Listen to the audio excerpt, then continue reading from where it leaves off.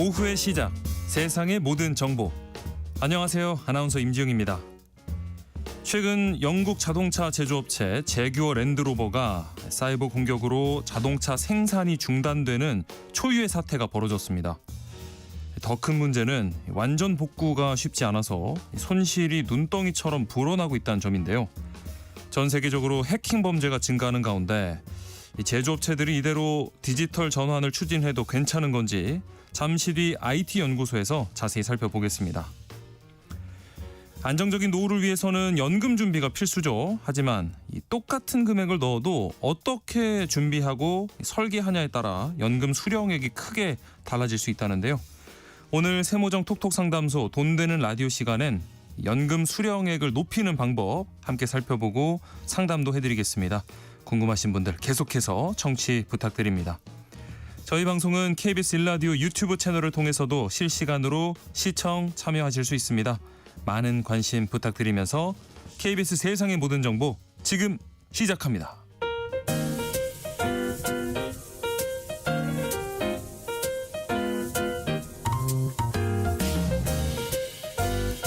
정신없이 바쁜 하루, 놓치면 안 될 경제 사회 분야 뉴스를 한 번에 정리해드립니다. 하프타임 뉴스. 먼저 이 시각 주식시장 상황부터 살펴보시죠. 장현재 시황캐스터 연결돼 있습니다. 안녕하세요. 안녕하세요. 네, 어제 코스피가 장중 또 종가 기준 모두 사상 최고치를 경신했습니다. 오늘 장 흐름은 어떨까요? 네, 국내 증시 오늘도 사상 최고치 랠리를 이어갑니다. 오. 다만 코스피 장 초반 대비해서는 조금 상승세가 약해졌습니다. 현재 0.3% 오름세로 3,479포인트 가리키고 있습니다. 네. 수급적으로는 오늘 개인과 외국인이 삽니다. 외국인이 508억 원 매수 우위 보여주고 있고 개인도 668억 원 순매수하고 있습니다. 기관만 홀로 1,606억 원 팔아냅니다. 어제 삼성전자가 신고가를 경신하면서 지수의 상승을 주도했었는데요. 오늘도 강세 이어지고 있습니다. 간밤 뉴욕 증시에서 반도체주가 강했던 영향을 받고 있는 건데요. 삼성전자 현재 1% 오름세로 84,450원에 거래되고 있고요. SK하이닉스 역시 1.4% 강세 기록 중입니다. 네, 코스닥 지수 움직임도 살펴볼까요? 네, 코스닥 지수는 상승 출발했지만 현재는 하락 전환됐습니다. 아하. 어제 워낙 많이 올랐었기 때문에 단기 조정이 이뤄지고 있는 건데요. 현재 0.5% 내림세로 870포인트 가리키고 있습니다. 이쪽에서는 메이저 수급 주체 양 매도가 나옵니다. 외국인이 1,274억 원 팔아내고 있고 기관 역시 459억 원 매도 우위 기록 중입니다. 개인만 홀로 1,837억 원 순매수하고 있습니다. 네. 시가총액 상위 종목 중에선 어제 강했던 종목들에서 차익실현 매물이 출회되고 있는데요. 특히 시가총액 1위인 알테오젠 현재 4% 넘는 내림세 기록하고 있습니다. 자, 그러면은 오늘 장에서 어떤 종목들이 눈에 띄는지 짚어주실까요? 네, 오늘 AI 챗봇 관련주가 강세입니다. 간밤 엔비디아가 오픈 AI에 1,000억 달러를 베팅하는 소식이 나왔었고 국내 증시가 영향을 받고 있습니다. 오픈 AI와 오라클의 대규모 공급 계약 체결, 또 정부의 AI 집중 육성 정책 등에 대한 영향도 받고 있는 모습입니다. 네. 원달러 환율은 최근에 1,390원대에서 움직이던데요. 현재 움직임은 어떨까요? 네, 오늘 외환시장 1,398원 선에서 출발을 했는데요. 지금은 좀 레벨을 낮췄습니다. 환율 같은 경우에는 1,394원이고요. 유로화와 엔화는 강세입니다. 유로화 현재 1,645원, 엔화는 943원대에 거래되고 있습니다. 네, 장현재 시황캐스터와 함께했습니다. 고맙습니다. 감사합니다. 자, 그럼 임선우 뉴스캐스터와 하프타임 뉴스 이어가 보겠습니다. 안녕하십니까? 안녕하세요. 방금 전해드린 것처럼 요즘 증시가 굉장히 뜨거운데 국내고 해외고 그야말로 고공행진 중이에요. 네, 맞습니다. 코스피는 오늘도 장 초반 3,490을 터치하면서 힘을 잃지 않고 여전히 잘 달리고 있는데요. 예. 현재는 숨을 고르는 모습이긴 한데 이 시총 1위 삼성전자의 원맨쇼가 눈에 띕니다. 네. 어제장 5% 가까이 올라 8만 전자의 안착에 성공했죠. 5세대 고대역폭 메모리 제품이 엔비디아의 품질 테스트를 통과해 발주를 받았다는 소식에 크게 뛰었습니다. 네. 회사 측은 테스트 통과에 대해 공식적으로 확인해주진 않았지만 투자자들은 테스트를 사실상 통과한 것으로 보면서 주가가 수직 상승했고요. 예. 여기에 반도체 겨울론을 내세우며 반도체 주가를 끌어내렸던 월가의 모건 스탠리도 이 태도를 180도 바꾸고 이 내년 상반기까지 반도체 낙관론이 이어질 것이란 전망을 내놓으면서 예. 오늘도 코스피 대장주 겸 반도체 투톱인 삼성전자와 SK하이닉스 주가가 고공행진 중입니다. 예. 또 코스피 상승 랠리는 반도체주 강세, 또 미국 금리 인하 영향도 크지만 정부의 자본시장 친화적 정책 효과도 있다는 분석도 나오고 있는데요. 네. 오늘 오전 지난 7월 출범한 주가 조작 근절 합동 대응당이 주가 조작 1호 사건으로 슈퍼리치와 금융 전문가 등 엘리트 집단으로 구성된 대형 작전 세력을 적발했다는 소식이 전해지기도 했는데 예. 주가 조작하면 패가 망신한다는 것을 보여줘야 한다는 이재명 정부의 강력한 의지를 보여준 것이란 평가고요. 이러한 정부 움직임까지 더해지면서 자본시장 건전성과 신뢰가 한층 더 높아지지 않을까 하는 기대감이 시장에 훈풍을 불어넣고 있습니다. 예. 또 이렇게 국장뿐 아니라 뉴욕 증시도 강세를 보이고 있는데 미국 주식 하시는 분들 잠 못 이루면서 호가창 보고 있다는 이야기도 들리는데요. 네. 간밤 엔비디아가 오픈 AI에 무려 1,000억 달러 우리 돈 140조 원을 투자한다는 와, 소식에 예. 뉴욕 증시 기술주를 중심으로 3대 지수 또다시 최고치 경신에 성공했습니다. 네. 그리고 또 요즘 금값이란 말도 있죠. 금값 사상 최고치를 다시 또 경신했는데요. 예. 올 들어서만 40% 넘게 올랐는데 역사적으로도 이렇게 크게 오른 적이 없습니다. 연준의 금리 인하 사이클이 시작된 데 더해서 흔히 금은 불안에 먹고 자란다 말하는데 네. 트럼프 대통령의 압박 속 연준의 독립성이 훼손되는 것 아니냐는 우려, 여기에 미국의 재정 건전성의 물음표까지 따라붙으면서 안전자산에 대한 수요를 부추기고 있습니다. 네. 자, 어제 우리 하프타임 뉴스에서도 미국이 이 전문직 비자 수수료 대폭 올리기로 했다는 소식 전해드린 바 있는데 이번 결정으로 다른 국가들이 반사이익을 얻을 수 있다, 이런 분석도 나오네요. 네, 해외 인재들이 다 빠져나가 버리는 것 아닌가, 미국 기업들이 골머리를 앓는 사이 네. 이번 사태로 세계 각국의 인재 유치 경쟁에 불이 붙을 것이라는 분석이 나오는데요.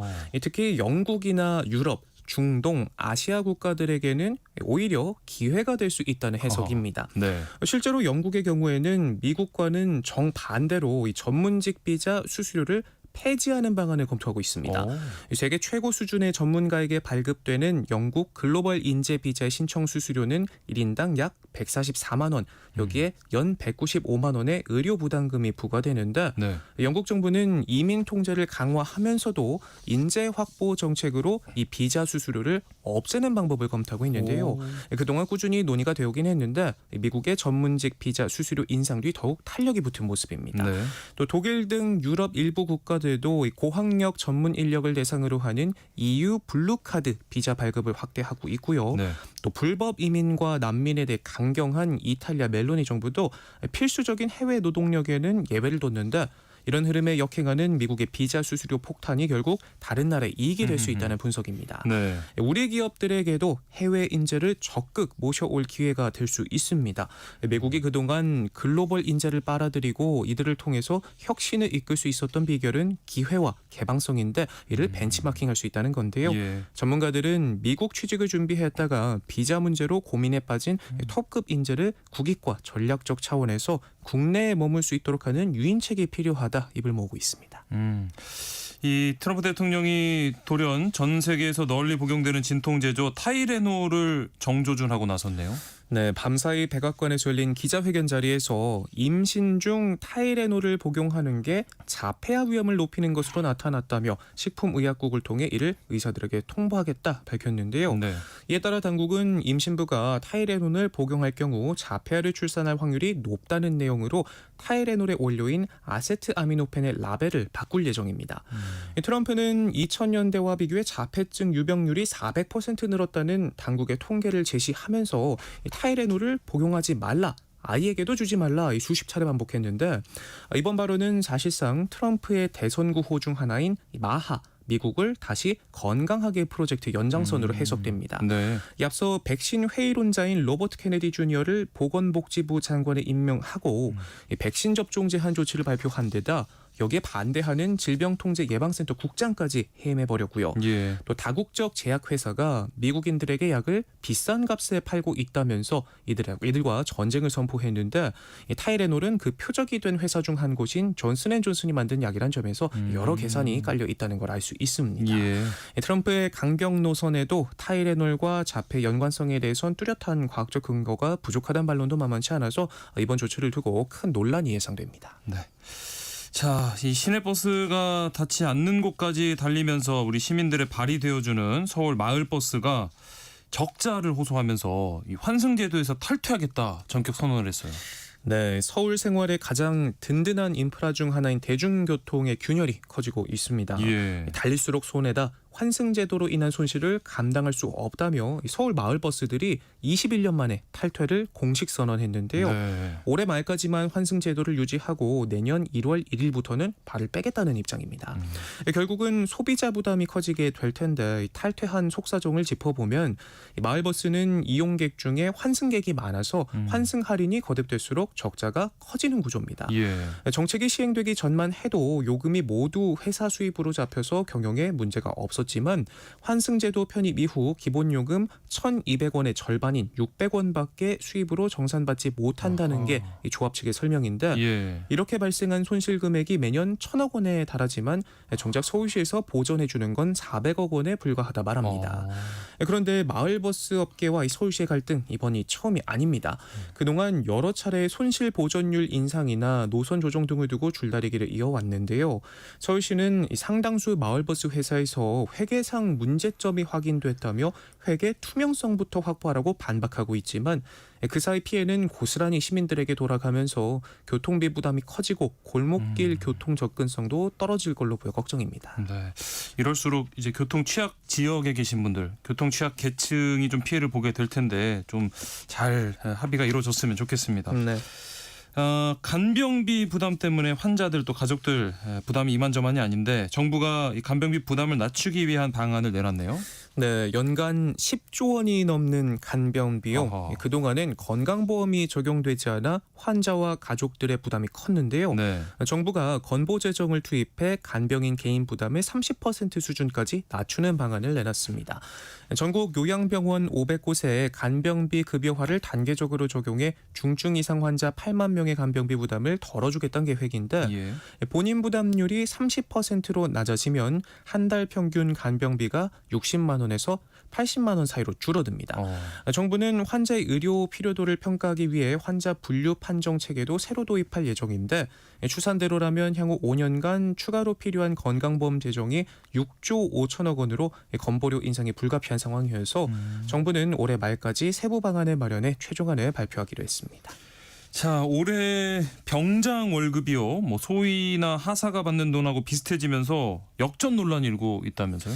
네, 제가 복무했을 때만 해도 이 병장 월급이 13만 원이 채 안 됐던 것 같은데 아나운서님은 어떠셨나요? 저도 막 갓 10만 원 넘겼던 것 같은데. 네, 비슷한 수준인 것 네. 같습니다. 그런데 올해 200만 원 수준까지 올라왔다고 합니다. 병장 월급이. 네. 기본급은 150만 원이지만 내일 준비 적금에 55만 원을 납부하면 정부가 55만 원을 매칭해줘 실수령액은 월 205만 원 수준이라고 하는데 네. 물론 고생하는 장병들 더 주지 못해 미안할 따름이지만 네. 지금 받는 월급이 초임 소위나 하사 기본급과 비슷한 수준이라 역정 현상에 대한 말이 많습니다. 네. 간부는 기본급 외에도 시간의 수당이나 명절 휴가비 등 각종 수당을 받기는 하지만 병사와 달리 소득세와 건강보험료를 내야 하고 부대밥도 돈을 내고 먹습니다. 이 때문에 현장에서도 불만이 많은데요. 예. 한 야전부대 하사는 국방부는 월급 역전은 없다 밝혔지만 병장과 비교하면 결코 월급이 많다 보기 어렵다면서 야전에서는 부대에서 하루 두 끼만 먹어도 한 달에 자기 돈 10만 원은 써야 한다 토로하기도 했습니다. 병사 월급은 지난 15년 동안 10배 이상 올랐는데요. 장교 인건비는 약 24%, 부사관은 50% 수준 늘어난 사이 병사 인건비는 350% 넘게 증가했습니다. 이에 정부는 내년도 예산 안에서 5년 미만 초급 간부 보수를 최대 6.6% 인상하고 병사만 해당되던 내일 준비 적금도 장기 복무 간부를 대상으로 월 30만 원까지 매칭 형식으로 운영하겠다고 밝혔는데 4년간만으로 버티기에는 한계가 있다는 불만을 그렇죠. 해소해 줄 수 있을지 지켜봐야겠습니다. 네. 자, 다음 뉴스로 어제 국회에서는 영유아 사교육 문제 해결하기 위한 토론회가 열렸는데 좀 비현실적인 제안들만 오가는 갑갑한 상황이었다고요. 네, 영유아 사교육을 규제하기 위해 가정 사교육비 총량제를 도입해 이를 초과해 사교육비를 지출하는 부모에게 육아지원금을 끊거나 유치원 운영 시간에는 학원을 운영하지 못하게 하자는 주장까지도 나왔는데요. 네. 4세 고시, 7세 고시 같이 과열된 영유아 사교육이 사회 문제로 떠오르자 각종 불이익을 주는 방식으로 규제하자는 취지인데 최근 발의된 영어 유치원 금지법과 유사합니다. 네. 하지만 사교육 업계에서는 이 법안이 통과되면 영어 유치원은 사실상 운영이 어렵다 보고 있고 사교육을 못하게 규제하자는 주장에 대해선 이미 2000년 과외 금지 규정에 대해 헌법재판소가 위헌 결정을 내린 전례가 있어서 실효성이 떨어진다는 의견이 나오고 있습니다. 네. 유아 사교육 규제 방안 마련이라는 과제를 받아든 교육부는 이렇다 할 대책을 마련하지 못하고 있는 실정인데 교육계에서는 교육부가 유아 사교육 실태도 제대로 파악하지 못하고 있는 상황에서 제대로 된 대책이 나오기 어렵다는 비판이 나오고요. 예. 특히 유아 사교육은 공교육 부실과 복잡한 대학 입시를 선행학습으로 대비한다는 학부모들의 불안감 등이 복합적으로 녹아든 현상인데 네. 이를 때려잡는 식으로만 통제하면 오히려 암시장 형태의 사교육이 성행할 것이라는 지적도 나오고 있고요. 또 학부모 사이에서도 공교육 시스템에 만족하지 못하는 학부모가 사교육을 시키는데 무조건 막으려고 하면 오히려 해외 유학이나 과외가 늘어서 교육이 더 양극화될 것이라는 비판적인 의견도 나오고 있습니다. 네. 자, 사상 최악의 가뭄으로 강원 강릉시에 선포했던 재난 사태가 드디어 해제됐습니다. 네, 최근 반가운 비 소식도 많았고 네. 시민들이 함께 절수에 동참하는 등 모두의 노력 끝에 어제 오후 6시를 개 재난 사태가 해제됐습니다. 무려 23일 만인데 아이고. 그동안 제한급수로 불편을 겪으면서 절수운동에 동참했던 시민들은 안전 안내 문자를 통해 재난 사태 해제 소식을 접하자 일제 환호하면서도 이 물 절약의 필요성을 절실히 느꼈다는 분위기를 보이고 있고요. 예. 추석 연휴를 앞두고 끝나지 않을 것 같았던 물 부족 사태가 일단락되면서 지역 사회는 하루빨리 일상으로 돌아가길 바라고 있습니다. 네, 하프타임 뉴스 여기까지 하겠습니다. 지금까지 임선우 뉴스캐스터와 함께했습니다. 고맙습니다. 고맙습니다. KBS 라디오 세상의 모든 정보 함께하고 계신 지금 시각 12시 37분입니다. 이 시각 교통정보 알아보겠습니다. 네, 먼저 경부고속도로 서울 쪽인데요. 금호분기점에서는 5차로에 화물차가 고장나 있습니다. 환관터널에서는 1차로와 2차로에서 작업이 시작됐고요. 환관 나들목부터 여파로 정체입니다. 영동고속도로 강릉으로 가는 길은 용인에서 양지터널까지 천천히 가고요. 용인 부근에서는 버스 고장난 차가 서 있습니다. 반대 인천 방향으로는 광교터널에서 북성까지 천천히 가고요. 제2경인고속도로 성남 쪽으로 하객분기점에서 남동까지 천천히 갑니다. 서울 양양고속도로 서울 쪽으로는 강촌에서 화도까지 1차로가 작업으로 막혀 있고요. 미리 차로 변경 필요하겠습니다. 서해안고속도로 목포 방향은 안산 분기점에서 팔곡 분기점까지 정체고요. 서해대교에서는 작업이 시작됐습니다. 영동고속도로 인천 방향 광교터널 부근에서 북수원까지 천천히 가고요. 군자요금소에서 월곶 분기점까지 막히고 있습니다. 호남고속도로 천안 쪽으로 김제에서 서전주까지 1차로가 작업을 하고 있어서요. 김제 나들목부터 정체입니다. KBS 교통정보센터에서 정현정입니다. 세상의 모든 정보는 청취자분들의 관심과 참여를 기다립니다. 방송 들으시면서 궁금한 점이 있거나 의견 공유하고 싶은 분들 계시면 문자 보내주세요. 추첨을 통해 모바일 쿠폰 보내드리겠습니다. 참여하실 번호는 샵 9730이고요. 짧은 문자 50원, 긴 문자 100원의 이용료가 부과됩니다. 콩 게시판을 통해서는 무료로 참여하실 수 있고요. KBS 1라디오 유튜브 채널을 통해서도 실시간으로 시청 참여하실 수 있습니다. 빠르게 변하는 IT 세계 속 주목할 만한 이슈들을 짚어보는 시간입니다. IT 연구소, IT 커뮤니케이션 연구소의 김아람 이사와 함께합니다. 안녕하십니까? 네, 안녕하세요. 최근에 국내외에서 해킹 사건이 자주 일어나고 있습니다. 영국에 있는 자동차 업체 제규어 랜드로버가 또 해킹을 당했다고 하는데 이번에 상황이 꽤 심각하다면서요? 네, 그렇습니다. 이 영국의 최대 자동차 제조업체인 제규어 랜드로버가 지난 9월 초에 사이버 공격을 받았다고 공개를 했는데요. 네. 그런데 현재까지도 생산이 중단이 되고 있습니다. 지금 전산망이 마비가 되어 있는 상황인데 예. 회사는 최소 9월 24일까지는 생산 생산 중단을 연장하겠다라고 발표를 했어요. 거의 뭐 벌써 3주째 공장이 멈춰 있는 상황입니다. 네. 이 제규어 랜드로버에 고용되어 있는 사람들만 해도 영국에서 3만 3천 명 정도가 되고요. 네. 이 공급망 전반 협력회사까지 합치면 거의 10만여 개에 달하는 일자리가 스톱된 상태인 겁니다. 네, 네.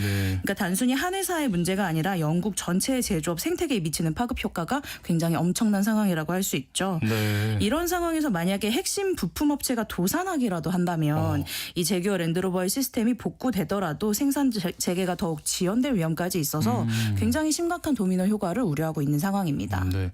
그런데 이 제규어 랜드로버가 해킹을 당한 게 올해만 벌써 두 번째라면서요. 맞습니다. 과거에 한 3월 정도인데요. 헬캣 그룹과 연결된 걸로 알려진 해커 레이가 있는데 이 사람이 이번 사건 이후에 텔레그램에 글을 올려서 올해 두 번째 제규어 랜드로버 공격이다 이렇게 말하면서 내가 배후다라는 식으로 주장을 하기도 했어요. 예. 실제로 3월에 있었던 사이버 공격에서는 한 350GB에 달하는 굉장히 많은 데이터가 유출된 걸로 알려져 있는데요. 네. 뭐 독점 소스 코드라든가 개발 로그, 직원 정보 이렇게 민감한 데이터들이 유출된 걸로 알려졌습니다. 예, 예. 이렇게 같은 회사가 한 해에 두 번이나 대규모 사이버 공격 당했다는 게 사실은 보안 체계에 심각한 문제가 있다는 걸 의미할 수 있거든요. 그렇죠. 왜 보통 기업들이 한 번 그런 사건이 일어나면 그 이후에 좀 보안을 대폭 강화하잖아요. 네. 그럼에도 불구하고 다시 공격을 당했다는 건 어떻게 보면 해커들이 이 제규어 랜드로버를 좀 지속적으로 관찰하면서 새로운 취약점들을 찾아내고 있다는 의미일 수가 있습니다. 더 걱정되는 게 이런 반복적인 공격이 이 기업을 만만한 타겟으로 의식하게 만들 수 있다는 건데요. 그렇죠. 그렇죠. 그러니까 다른 해커 그룹들까지 관심을 갖게 만들 수 있다는 거죠. 네. 실제로 보안업계에서는 한 번 털렸던 기업이 다시 털릴 확률이 훨씬 높다. 이런 통계도 있다고 합니다. 이번에 공격을 저질렀다고 하는 이 조직이 스캐터드 라프서스 헌터스라는 이름의 복잡한 이름의 조직인데 어떤 조직인가요?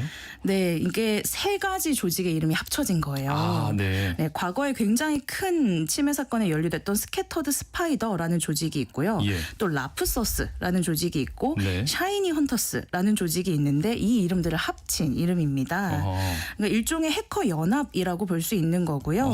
네. 이 전문가들의 분석에 따르면 굉장히 조직화된 그룹이라고 하는데 특히나 소셜 엔지니어링 기법, 즉 사람의 심리를 이용해서 정보를 빼내는 기술이 굉장히 탁월하다고 합니다. 네. 예를 들어서 이런 거예요. 회사의 직원인 척 전화를 걸어서 뭔가 비밀번호 같은 걸 알아내거나 혹은 가짜 이메일을 보내서 악성 링크를 클릭하게 만드는 그런 방식을 잘 쓴다고 합니다. 예. 근데 또 문제가 단순히 돈을 목적으로 하는 게 아니라 자신들의 해킹 실력을 과시하려는 성향이 굉장히 강하대요. 네. 그러니까 실제로 텔레그램에서는 자기 공격을 자랑도 하고 다음 타겟까지 예고하는 모습을 보이기도 하고 있습니다.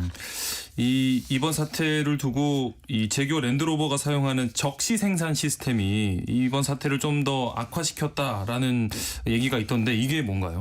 네, 이 적시 생산, 저스트 인 타임 방식이라고도 하는데요. 네. 이 방식은 재고를 최소화하고 필요한 부품을 필요한 시점에 정확하게 공급받는 그런 시스템입니다. 네. 그러니까 쉽게 설명하면 기존에는 창고에 부품들을 막 쌓아놓고 생산을 했는데 네네. 이 적시 생산은 필요한 만큼만 그때 가져다가 쓰는 방식인 거예요. 네. 그러니까 예를 들자면 집에서 냉장고에 음식을 많이 저장하지 않고 네. 매일매일 시장에서 필요한 만큼만 사서 요리하는 거랑 그때. 비슷합니다. 네. 네. 그러니까 평상시에는 이게 공간도 절약되고 또 신선한 재료를 쓸 수 있어서 좋기는 한데 네. 이게 시장이 만약에 문을 닫는다. 그러면은 바로 요리를 못하게 되는 상황이 되잖아요. 그렇죠. 이 제규어 랜드로버도 마찬가지입니다. 해킹으로 시스템이 마비가 되자 부품 공급 자체가 바로 중단이 됐고 네. 또 창고에 예비 부품이 없다 보니까 생산이 바로 멈추게 되는 이런 현상이 벌어진 거죠. 예. 사실은 코로나19 때도 이런 문제가 크게 부각이 된 적이 있었는데 효율성을 추구하다 보니까 위기 상황에서의 대응력이 떨어지는 딜레마가 있는 걸로 보입니다. 이러다 보면은 아무래도 소비자들한테 피해도 또 우려가 되는데 이번 이 생산 중단이 어떤 영향을 또 주게 될까요? 네, 일단은 제규어 랜드로버가 생산하는 차량의 숫자를 보면 네. 하루에 1,000대 이상의 차량을 생산한다고 해요. 네. 그래서 이거를 주당으로 환산을 하면 약 5천만 파운드, 파운드, 우리 돈으로 942억 원 정도의 손실이 매주 발생하고 있다는 1,000억 겁니다. 가까이. 네. 그럼 이게 이제 3주째니까 거의 3천억 가까운 손실인 어마어마하네요. 거거든요. 네. 그럼 결과적으로 이런 손실이 소비자에게 전가될 수밖에 없는데요. 예. 일단 가장 직접적인 영향은 출고 지연입니다. 이제 이미 차량을 주문한 고객들도 있는데 벌써 네. 몇 달씩 기다려야 하는 상황이 생길 수가 있고요. 네. 특히나 9월이 통계적으로 보면 영국에서 차량 등록 수요가 제일 많은 시기라고 해요. 아이고 성수기인데. 네, 제일 많이 팔아야 될 시기에 완전히 아하. 이제 스탑이 된 그런 네. 상황입니다. 그리고 장기적으로는 차량 가격이 인상될 가능성도 있습니다. 아무래도 회사가 입은 손실을 만회하기 위해서는 결국 제품 가격에 반영할 수밖에 없기 때문이죠. 네. 또 현재 부품 재고 전산망 자체가 마비된 상황이어서 AS나 부품 공급에 차질이 생길 수밖에 없습니다. 네. 또 넓게 보면 랜드로버뿐만 아니라 이 부품 공급하는 협력 업체들도 타격을 받을 수가 있기 때문에 그렇죠. 전체적으로 보면 자동차 산업의 공급망이 불안정해질 수 있어요. 다른 자동차 회사들의 생산에도 간접적으로 영향을 미칠 가능성이 있습니다. 아무래도 요즘 자동차들 같은 경우에는 자동차가 직접 이렇게 인터넷이 연결이 되고 뭐 스마트폰하고 연동도 되고 이런 기능들이 많다 보니까 이것도 좀 해킹 위험과 관련이 있지 않을까 싶거든요. 맞습니다. 최근 들어서 자동차가 단순한 이동 수단이 아니라 거대한 IT 기계라고도 할 수 있는데요. 그렇죠. 네. 뭐 말씀하셨던 것처럼 인터넷 연결, 스마트폰 연동, 뭐 원격 시동, GPS 추적 이렇게 다양한 디지털 기능을 제공하고 있는데 네. 이런 연결성이 해커들에게는 새로운 침입 경로를 제공하고 있다라는 겁니다. 어허, 네. 그러니까 예전에는 자동차 해킹하려면 물리적으로 차량에 접근을 해야 됐는데 네. 이제는 인터넷을 통해 그냥 원격으로도 제어가 가능하다라는 거예요. 네. 이제 실제로 2022년 한 해 동안 영국에서 도난당한 레인지로버만 무려 5,200대가 넘는다고 합니다. 1년에요. 네. 네. 근데 대부분이 스마트키 기술을 이용한 전문적인 네트워크 해킹이었다고 해요. 이 해커들이 차량의 보안 시스템을 무력화시켜서 문을 열고 또 시동을 걸 수 있게 허허. 그렇게 만든 겁니다. 네. 뭐 물론 당시 발표에서 최근 출시한 신형들은 아니고 구형 모델들이었다라고는 하지만 굉장히 심각한 일이죠. 네. 네. 뭐 특히 요즘 자동차들은 커넥티드 카라고 해서 거의 달리는 컴퓨터 수준인데요. 네. 만약에 엔진 관리나 브레이크 시스템, 조향 장치 이런 게 지금 전자적으로 제어되는 상황에서 네. 해커가 침입을 한다면 어. 단순히 개인정보 유출에 그치지 않고 정말 안전에도 위협이 될 수가 있는 상황입니다. 그러니까 편리함과 보안 사이에서 균형을 찾는 게 이 자동차 업계에 굉장히 큰 과제라고 할 수 있을 것 같습니다. 이게 실제로 뭔가 대형 사고로도 이어질 수 있겠다는 생각도 들고요. 이번 이 제규어 랜드로버 사건이 터진 비슷한 시기에 미국에서도 또 큰 해킹 사건이 있었다면서요. 네, 맞습니다. 9월 1일경이었는데요. 네. 세계 최대의 타이어 제조업체인 브리지스톤의 북미 일부 공장에서 사이버 공격으로 운영이 멈췄다고 합니다. 네. 미국에 있는 사우스캐롤라이나 에어컨 카운티 공장하고 또 캐나다 퀘벡의 졸리에트 공장에서 이것 때문에 거의 1,400명의 직원이 업무를 중단하는 이런 사태가 발생을 했습니다. 네. 이 브리지스톤은 우리나라에서도 굉장히 유명한 타이어 브랜드인데요. 네네. 북미에서만 50개 생산 시설 운영하고 있는 굉장히 큰 기업이에요. 네. 근데 이때 사건의 특징은 해커들이 단순히 데이터를 훔치는 것뿐만 아니라 실제로 생산 시설을 마비시키는 걸 목표로 했다라는 점입니다. 네. 그러니까 이게 최근의 사이버 공격의 새로운 트렌드라고도 할 수 있는데 예전에는 주로 개인정보나 이런 기업 기밀 같은 거 훔쳐서 돈을 달라라고 요구를 했다면 네. 이제는 아예 공장 가동을 멈춰버리는 거예요. 직접적인 피해를 주면서. 네. 그러면서 아예 더 큰 압박을 가하는 방식으로 진화를 하고 있고요. 예. 특히 제조업체들은 이 하루하루 생산 안 되는 게 엄청난 손실이거든요. 그렇죠. 그래서 브리지스톤도 뭐 회사 측에서는 제한적인 사이버 사고다라고 표현하기는 했지만 실제로는 상당한 타격을 받았을 걸로 추측이 되고 있습니다. 이게 비단 뭐 해외뿐만 아니라 우리나라에서도 이런 제조업체 해킹이 잇따라 발생하고 있다면서요. 맞습니다. 뭐 다른 분야에서도 해킹이 굉장히 화두가 되고 있는 시기인데 네. 제조업체도 마찬가지입니다. 특히 최근 들어서는 화천기계나 사막 콘덴서 이런 곳들이 좀 큰 해킹 사건들이 있었어요. 예. 건라라고 불리는 랜섬웨어 공격 그룹의 짓이었는데요. 네. 최근에 화천기계를 공격해서 265GB의 내부 데이터를 탈취했다고 주장을 했습니다. 네. 또 사막 콘덴서도 114 34GB 규모의 재무 자료를 해킹당했다고 해요. 예. 근데 충격적인 게 이들이 연쇄적으로 국내에 있는 제조업체들을 계속 공격하고 있다라는 오, 점입니다. 네. 이 훔친 이들이 특히 다크웹에다가 이걸 공개하면서 다른 해커들에게 우리 이렇게 쉽게 털 수 있다 이런 식으로 시연을 보여주고 있어서 또 더 큰 문제가 되고 있습니다. 뭔가 자랑하듯이 맞습니다. 내놓고 있군요.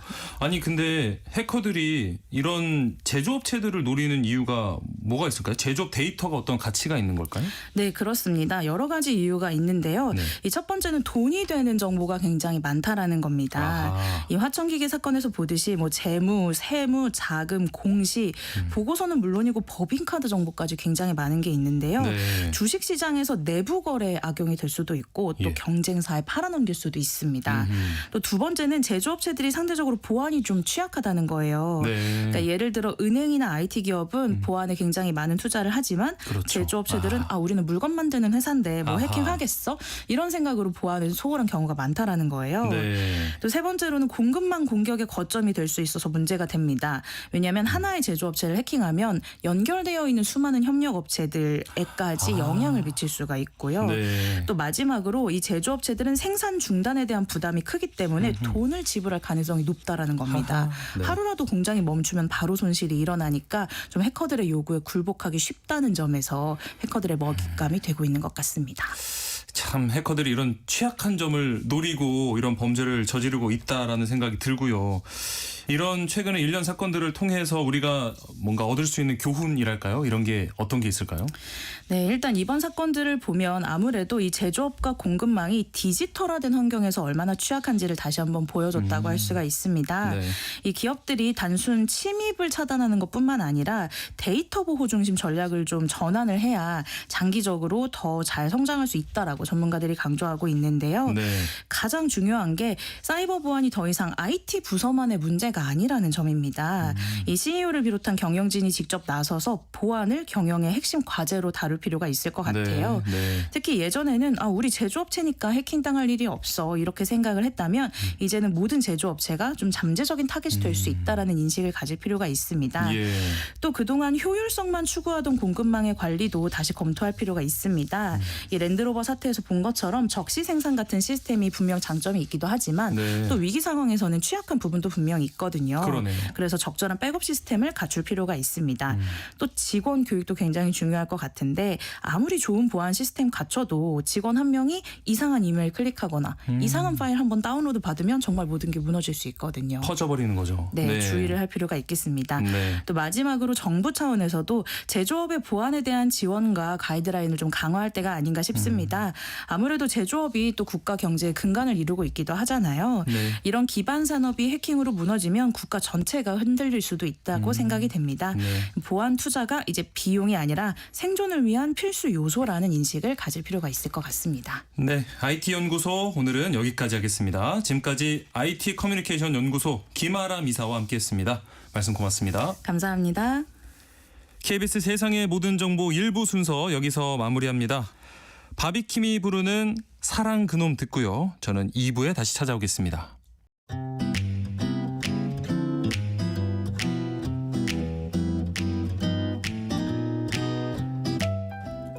안녕하세요. 바른말 고운말입니다.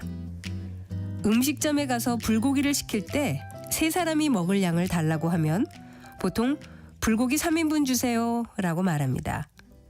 이 경우 뒤에 있는 분자는 한자어로 일부 명사나 수량 또는 기간을 나타내는 명사구 뒤에 붙어서 분량의 뜻을 더하는 전미사입니다.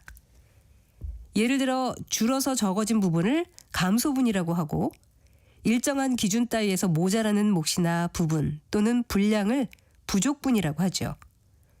또 나중에 더 보탠 부분 또는 그 분량은 추가분이라고 하는데요. 여기서 분은 전미사이기 때문에 앞에 말과 붙여서 씁니다. 우리 고유어 표현 가운데 일정한 몫이나 양을 뜻하는 표현으로 치라는 것이 있습니다. 한 달 동안 먹을 식량이라면 한 달치 식량이라고 하고 사흘 동안 먹을 약이라고 하면 사흘치 약이라고 하는데요. 이 경우에 치는 앞서 말씀드린 전미사 분과는 다르게 의존명사입니다. 따라서 앞에 말과 띄어서 쓴다는 점에 유의하셔야겠습니다. 참고로 고유어 치가 전미사로 쓰이는 경우엔 물건의 뜻을 더하게 됩니다. 예를 들어 그해에 나거나 만든 물건을 당년치라고 해서 작년에 남은 재고보다는 당년치를 골랐다 같이 말할 수 있습니다.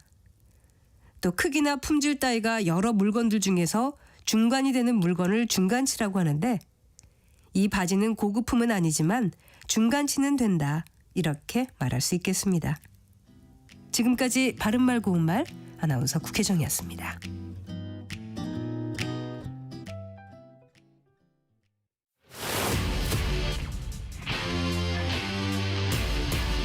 토론에 정답은 없습니다. 토론이 세상을 바꿀 수도 없습니다. 하지만 질문은 새로운 세상을 만들 수 있습니다. 질문으로 올바른 세상을 만드는 첫걸음. 평일 저녁 7시 20분 KBS 열린 토론.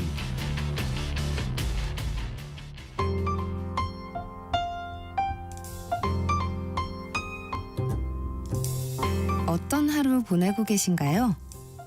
눈코 뜰 새 없이 바쁘게 지나가는 한 주. 따뜻한 시선으로 하루를 마무리합니다. 당신을 위한 지식 쉼터. 오늘 밤 일라디오. 월요일부터 금요일. 매일 밤 10시 5분에 시작합니다.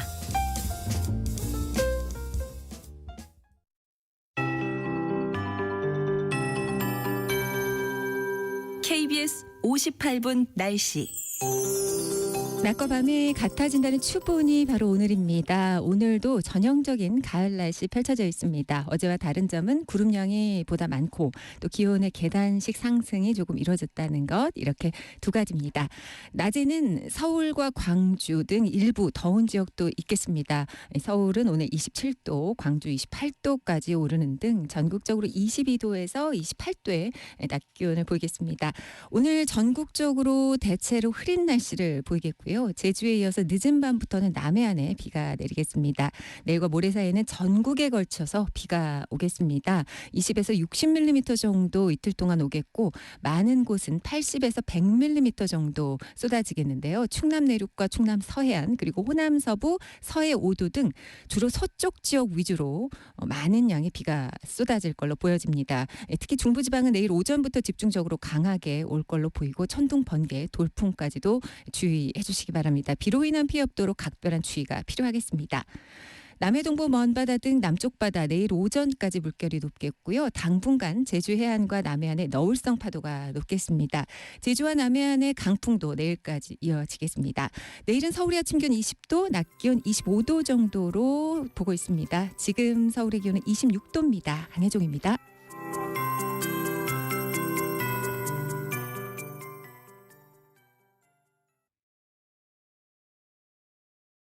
정성을 다하는 국민의 방송 KBS가 한시를 알려드립니다.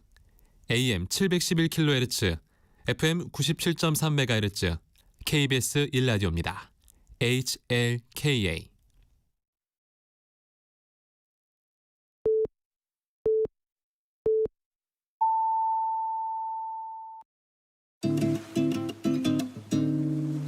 나른한 오후를 책임질 영양 만점 지식 비타민.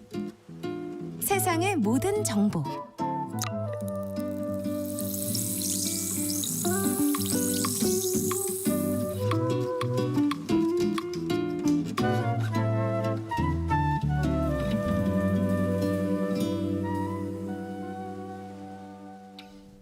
세상의 모든 정보 2부 시작합니다. 2부에서는 정치, 국제 이슈를 전해드리는 오늘의 뉴스하고요.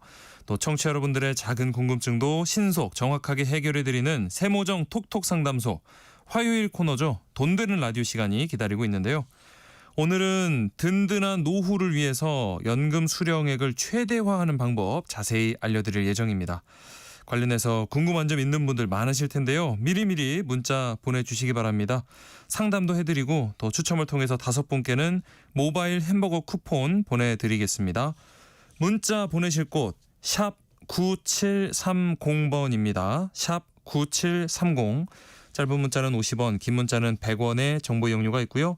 콩 게시판에선 무료로 참여하실 수 있습니다. 그럼 먼저 라디오 정보센터 뉴스 전해드립니다. 유엔 총회 참석을 위해 미국 뉴욕을 방문 중인 이재명 대통령이 첫 일정으로 세계 최대 자산운용사인 블랙록 CEO, 레리 핑크 세계 경제 포럼 의장을 만나 AI와 재생에너지 협력 방안 등을 논의했습니다. 또 미 상하원 의원단을 접견한 데 이어 뉴욕 한인사회 동포들과 만나 재외국민 등 투표 제도 개선을 약속했습니다.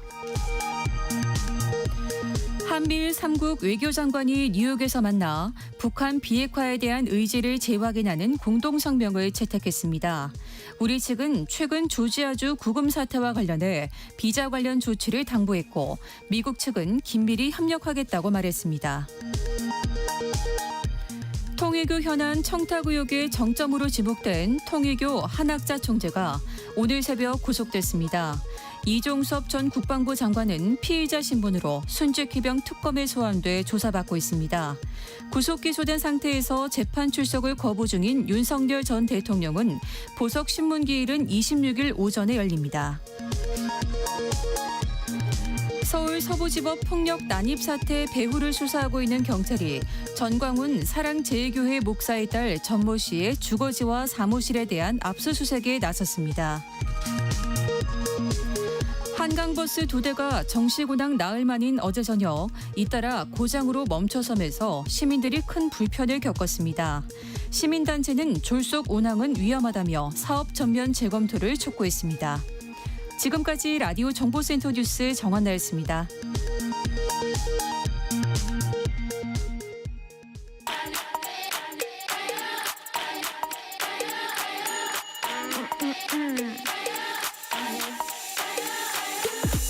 혹시 뉴스 빠뜨리셨나요? 한낮에 전해진 소식들 꼼꼼히 정리해드리겠습니다. 오늘의 뉴스 조현정 시사평론가와 함께합니다. 안녕하십니까? 네, 안녕하세요.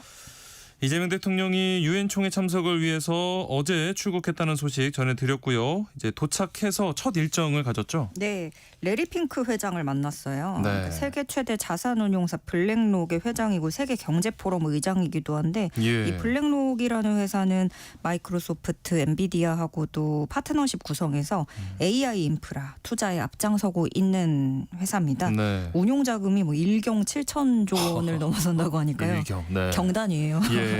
이재명 대통령이 레리 핑크 회장 만나서 인공지능과 에너지 전환 협력 방안을 논의했습니다.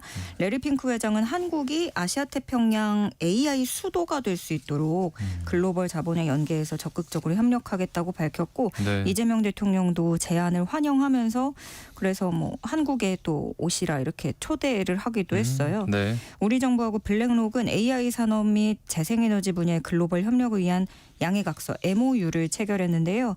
뭐 주요 내용은 국내 AI 또 재생에너지 인프라 협력 이거 같은 경우는 이재명 대통령도 좀 강조를 하는 부분이고 아시아 태평양 지역에서 AI 허브를 구축하고 뭐 통합적 데이터 센터를 구축한다 뭐 이런 내용들이 들어있고요. 예. MOU는 사실 이제 뭐 현실화되는 게 중요하죠. 예, 그래서 좋은 계기가 됐길 바라고요.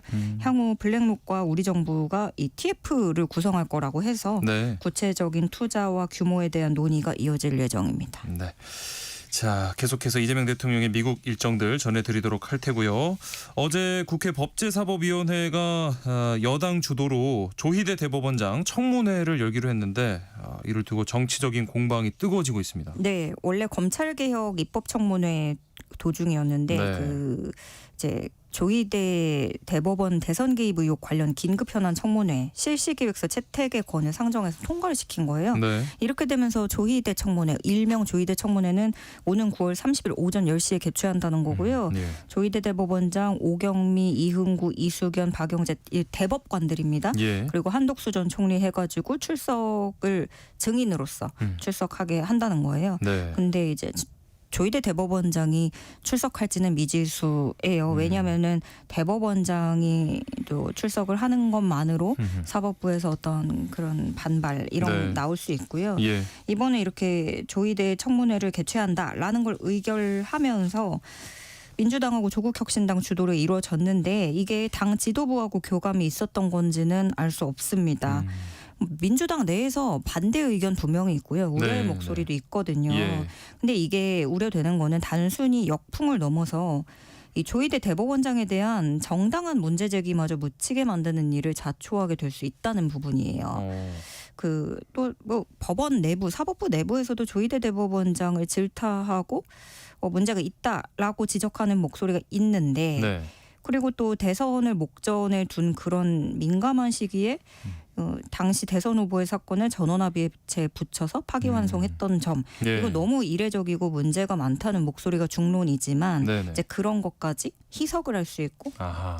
또 이 일뿐만이 아니라 민주당은 좀 여러 가지로 여당으로의 전환이 되지 않는 그런 문제가 좀 있고요. 예. 그래서 한겨레 칼럼을 보면 여기도 민주당은 불확실한 4인 회동에 대해서 지금이라도 유감을 표하고 물러나길 바란다 이렇게 세게 말을 하고 있어요. 네. 물론 조희대 대법원장을 믿을 수 없고 책임져야 된다라는 어조였지만 그런데도 이제 불확실한 그런 문제 제기는 유감을 표해야 된다.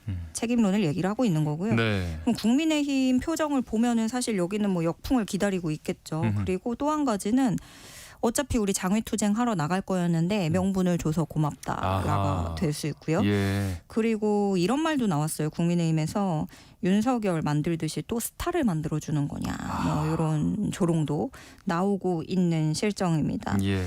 그런가 하면 국민의힘은 예고한 대로 그 민주당 서영규, 부승찬 의원을 허위사실 명예훼손 혐의로 경찰에 고발했는데요. 그러니까 이게 그거죠. 이재명 대통령 사건을 두고 어떤 제보가 있었다.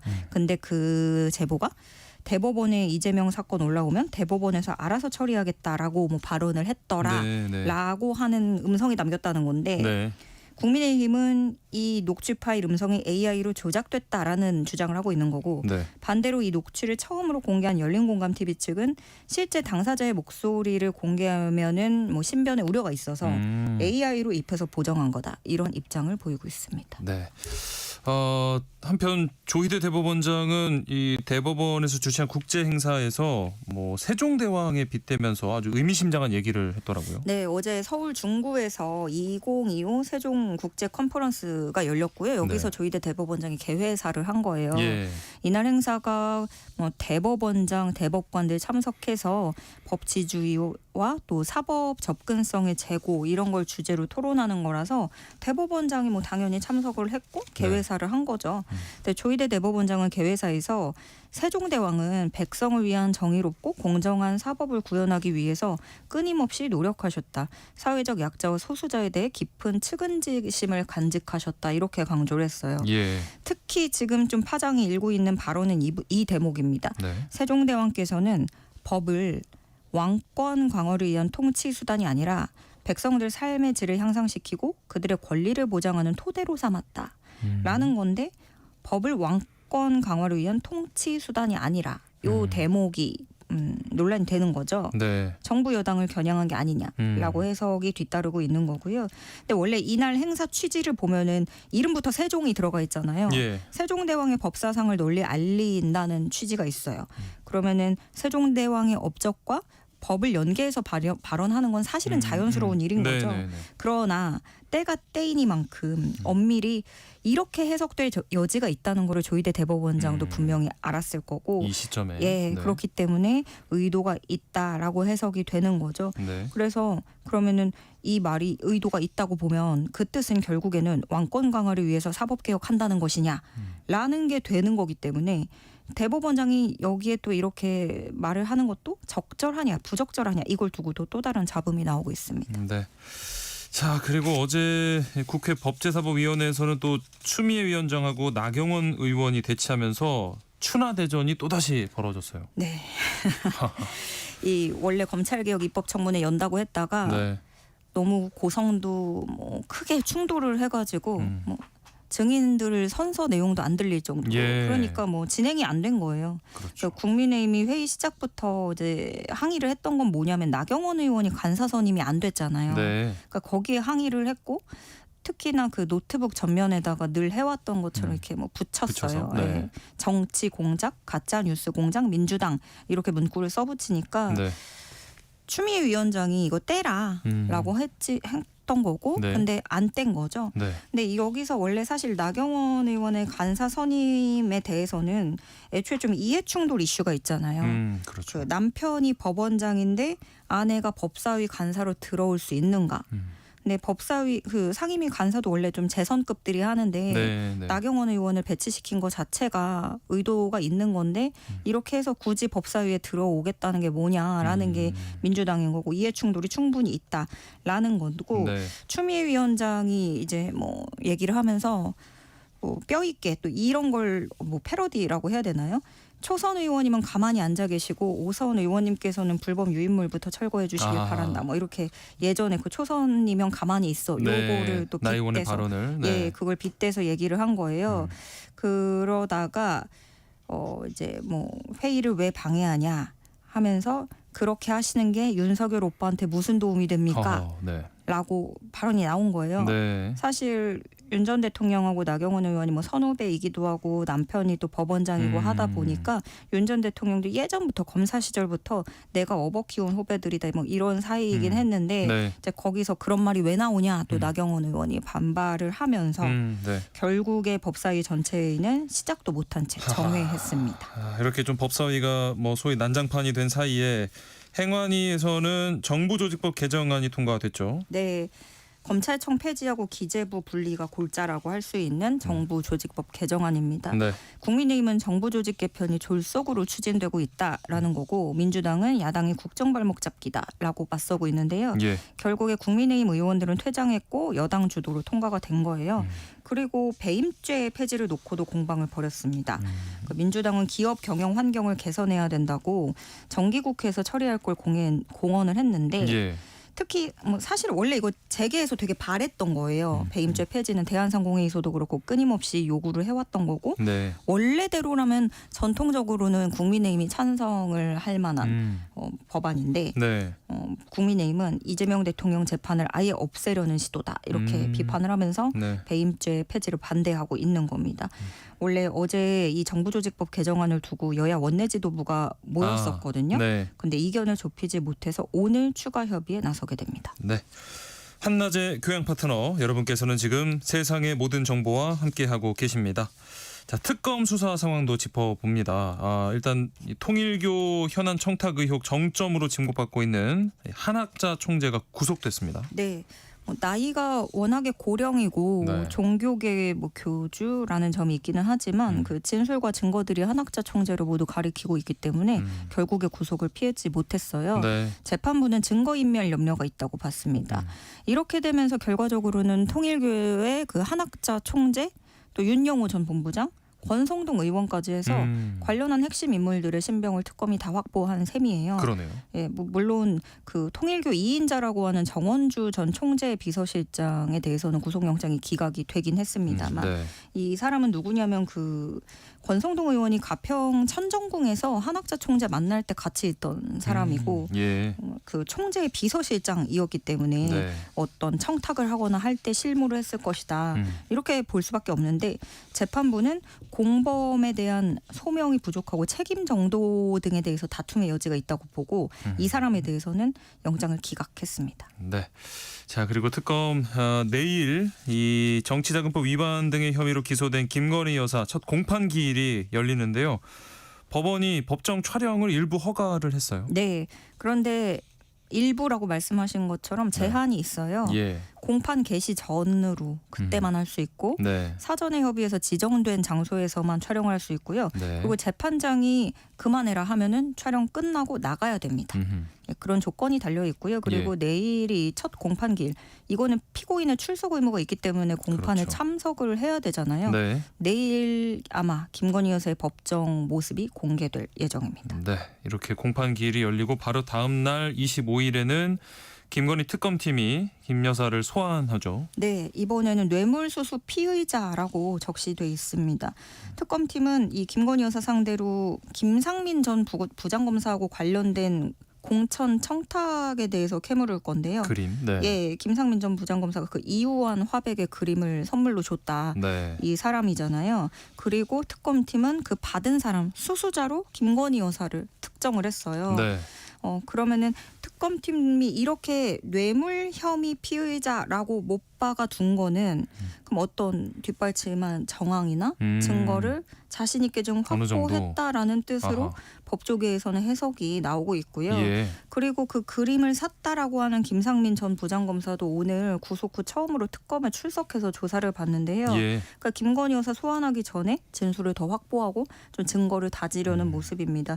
그런가 하면은 그 윤석열 전 대통령이 보석 신청했다고 예. 구속 풀어달라고 보석 신청한 거 어제 전해드렸는데 네. 보석 신문 날짜가 잡혔습니다. 오늘 26일 오전에 윤 전 대통령에 대한 보석 신문 열릴 예정입니다. 자, 마지막으로 해외 소식 살펴보면요. 미국에서는 이 찰리 커크 총기 피격 사망 이후에 이를 둘러싼 움직임이 지금 심상치 않습니다. 예, 찰리 커크는 뭐 워낙에 미국 내에서 되게 유명한 친 트럼프이고 트럼프 재집권에도 커다란 영향을 끼친 사람인데 예.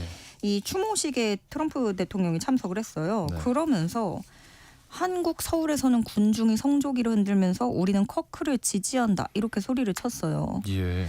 근데 이게 미국 우파 진영의 어떤 그런 지금 추모 열기가 뜨거운 가운데 이 커크를 거론하고 그 추모식장에서 우리 얘기를 한 거잖아요. 네. 네, 이 어떤 그 특히나 커크가 원래 사망하기 며칠 전에 또 한국을 왔었고 네. 그래서 뭐 할 말이 있었다라고 뭐 메시지를 뭐 그렇게 해석을 막 많이 하고 있는데 네. 우리나라에서도 그러니까 마가 세력에 기대는 또 분들이 있죠. 그래서 예. 트럼프께서 드디어 한국과 커크를 거론하셨다. 좀 이렇게 얘기들을 하고 있어요. 네. 근데 이게 트럼프하고 사실 마가 세력 안에서도 좀 균열이 보이던 상황이었거든요. 그러니까 예전에는 트럼프의 의지로 어떤 톱다운으로 이렇게 지시를 했다면 지금 막 들리는 말도 많고 트럼프도 되게 좀 흔들리고 좀 예. 그런 게 보였는데 이런 와중에 상징적인 인물이 사망을 했고 그것도 총기 피습이잖아요. 그렇죠. 예, 이것이 그래서 미국 보수 진영의 재결집 촉매제가 될지 세계가 주목하고 있습니다. 네. 오늘 말씀 여기까지 듣겠습니다. 지금까지 조현정 시사평론가와 함께했습니다. 고맙습니다. 네, 고맙습니다.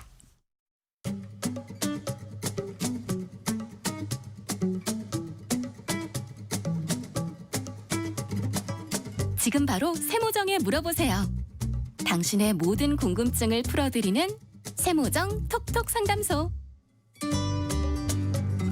허리띠를 졸라 매도 벅찬 고물가 시대, 여러분 주머니 사정에 꼭 맞는 맞춤형 재테크 솔루션 처방해드리는 시간입니다. 세모정 톡톡 상담소 돈 되는 라디오, 오늘도 한국경제교육원 서형노 원장님과 함께합니다. 안녕하십니까? 안녕하세요. 네. 오늘은 우리 코너에서 다룰 때마다 또 관심이 뜨거웠던 연금 얘기를 준비해 오셨어요. 네, 최근 퇴직연금을 포함해 연금에 대한 이야기를 꾸준히 했었는데요. 네. 고령화 시대라 연금에 대한 관심이 뜨거운 것 같더라고요. 네. 근데 오늘은 특정 연금 상품을 짚어보기보다 전체적인 연금 준비에 대한 이야기를 얘기를 하려고 하는데요. 네. 이 연금을 얘기할 때마다 지금이라도 늦지 않았다. 하루라도 빠르게 준비하라는 얘기를 많이 했죠, 제가. 네. 거기서 조금 더 들어가서 오늘은 현명하게 연금을 준비하는 방법을 짚어볼 텐데요. 네. 딱 하나로 정해진 답은 없습니다. 어허. 본인의 소득 수준, 투자 성향, 그리고 은퇴 목표에 맞게 준비하는 게 필요하겠죠. 네. 하지만 국민연금만큼은 무조건 가입을 유지하는 게 유리하고요. 네. 물론 젊은 층에선 나중에 못 받지 않겠냐는 걱정도 많지만 세대를 떠나서 국민연금을 유지하는 게 무조건 유리합니다. 예. 하지만 늘 강조하듯 국민연금으로는 은퇴 후 소득 대체율이 약 30에서 40% 정도에 불과하기에 개인연금과 퇴직연금 추가 준비가 필요하고요. 네. 그리고 상품의 세제 혜택을 활용하는 것도 필요합니다. 네. 투자 자산을 분산하는 것도 필요하고 연금 수령 시기를 분산해서 가져가는 것도 필요합니다. 아, 벌써 이렇게 해줄 말씀이 굉장히 많으신 것 같은데, 이 연금 상품의 뭐 가입이나 유지만큼이나 이 개시 전략도 중요하다는 거잖아요. 맞습니다. 네. 연금 수령 시기는 세금과 연금액에 큰 영향을 미치는데요. 예. 국민연금의 경우 60세 이후부터 수령할 수 있지만 네. 선택에 따라 수령 시기를 앞당기거나 늦출 수도 있고요. 예. 연기 수령하면 연금액이 증가한다고도 설명을 드렸습니다. 제가. 네, 네. 그리고 특히 소득이 많은 해엔 연금 수령을 연기하는 것이 유리할 수 있고요. 연금이 소득으로 잡혀 다른 세금에 영향을 줄 수 있기 때문인데요. 아하, 네. 그리고 퇴직연금과 연금저축 등 사적 연금 계좌에서 연간 1,500만 원 이하로 연금을 수령할 때에는 3.3에서 5.5%의 저율의 연금소득세가 적용되는 세제 혜택이 있습니다. 네. 그래서 1,500만 원 이하로 유지하면 저율과세 혜택을 최대한 누릴 수 있고요. 수령액 한도와 연령별 세율을 확인하는 게 필요합니다. 네. 만약 1,500만 원을 초과하는 경우에는 연금 수령액 전액을 다른 소득과 합산해서 6.6%에서 49.5%의 종합과세를 하거나 네. 16.5%의 분리과세 중 한 가지 방법을 선택할 수 있는데요. 네. 그래서 비교해서 유리한 방법을 택하는 것도 중요합니다. 네. 자, 세모정 톡톡 상담소 돈 되는 라디오, 오늘은 연금 설계부터 수령까지 똑똑하게 관리하는 방법 알아보겠습니다. 방송 들으시면서 궁금한 점 있으신 분들 문자로 많이 참여해 주시면 서형로 원장님과 상담도 해드리고요. 추첨을 통해서 5분께 모바일 햄버거 쿠폰 보내드리겠습니다. 문자 주실 곳 샵 9730번입니다. 짧은 문자는 50원, 긴 문자는 100원의 정보 이용료가 있고요. 콩 게시판 또 KBS 라디오 유튜브 채널 통해서는 무료로 참여하실 수 있습니다. 자, 뭐 연금 수령 시기나 방식도 전략적으로 준비해야 한다 말씀을 해주셨는데 조금 더 구체적으로 설명을 좀 해주실까요? 연금을 설계할 때에는 연금을 받는 시점, 네. 그러니까 개시 시점을 늦출수록 절세에 유리합니다. 네. 소득세법상 연금소득세는 연금 수령 시 가입자의 연령에 따라 세율이 다르게 적용되는데요. 네. 확정 기간형 연금 같은 경우에는 연금 수령 시 적용되는 소득세율은 55세 이상 69세 이하인 경우 5.5%, 그리고 70세 이상 79세 이하인 경우에는 4.4%, 그리고 80세 이상인 경우 3.3%로 낮아집니다. 네. 또 종신형 연금은 연금 수령 시 연령이 55세 이상 79세 이하인 경우에는 4.4%, 그리고 80세 이상인 경우에는 3.3%의 연금 소득세가 부과되기에 만일 55세 이후에도 계속 급여소득이나 사업소득이 발생하거나 네. 아니면 경제적 여력이 있어서 연금 수령 개시 시점을 늦출 수 있다면 절세 유리하다고 볼 수 있겠습니다. 어느 정도 이렇게 여유가 있어서 늦출 수만 있다면 늦출수록 소득세율이 줄어드는 혜택이 있을 수 있다. 이 퇴직연금 이야기할 때 이 일시금 수령보다 또 연금 수령이 더 좋다고 하셨잖아요. 네, 맞습니다. 네. 그 퇴직급여의 연금 수령 기간은 오래될수록 절세에 유리하기 때문인데요. 예. 퇴직급여를 연간 연금 수령 한도 이하로 수령하는 경우에 10년 차까지는 퇴직소득세의 30%가 감면되고요. 와, 네. 연금 수령 11년 차부터는 연금 수령 한도를 미적용하기에 자유롭게 인출할 수 있습니다.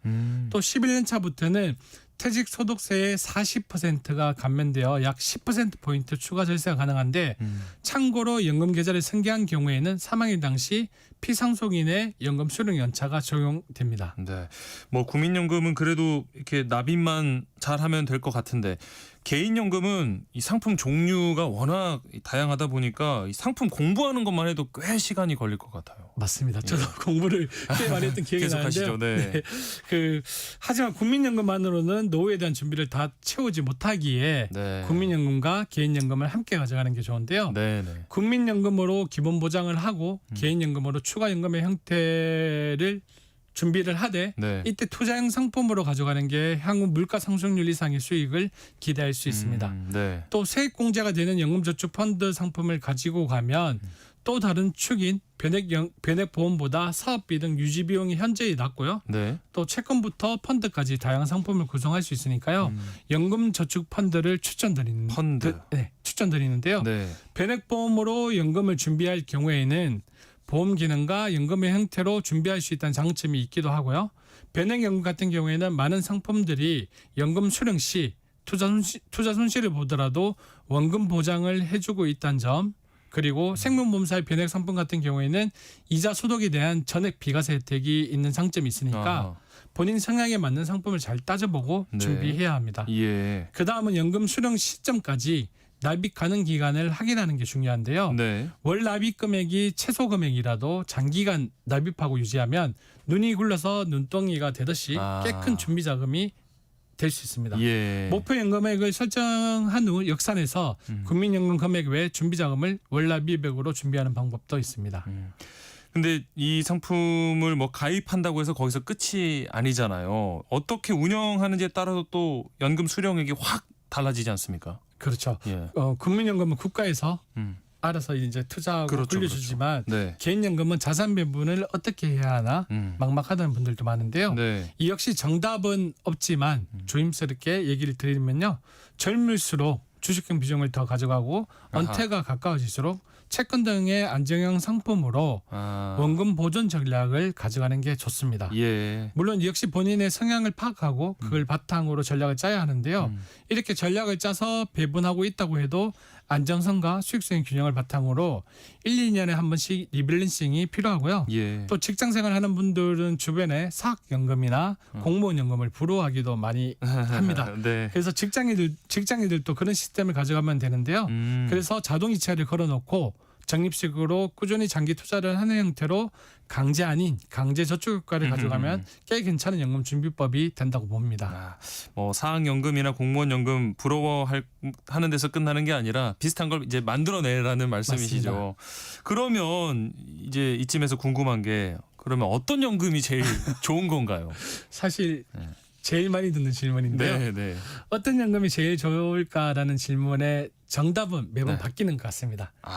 개인의 목적, 연령, 그리고 투자 성향, 세세 혜택 필요 여부에 따라 달라지는데요. 네. 이런 이유로 정답은 당사자가 찾는 게 어찌 보면 가장 좋은데요. 나에게 맞는 연금을. 맞습니다. 네. 그래서 장단점을 비교하면 선택 기준이 명확해집니다. 네, 네. 그래서 가장 먼저 투자 성향에 따라서 나눌 수 있는데요. 예. 공격적으로 상품을 운영한다면 주식형 펀드 상품으로 자산 운용을 할 수 있는 연금 저축 펀드나 네. 변액연금 상품이 좋겠죠. 예. 반대로 안정적으로 운영을 하고 싶다면 채권형 상품이나 MF 등에 투자하는 연금 저축 보험과 금리형 비과세 연금 보험을 선택할 수 있습니다. 네. 두 번째는 세제 혜택도 빠질 수 없잖아요. 예. 연말정산 때 세제 공제가 우선이라면 연금저축보험과 연금저축펀드 그리고 개인형 퇴직기자인 IRP가 선택지가 될 수 있습니다. 네.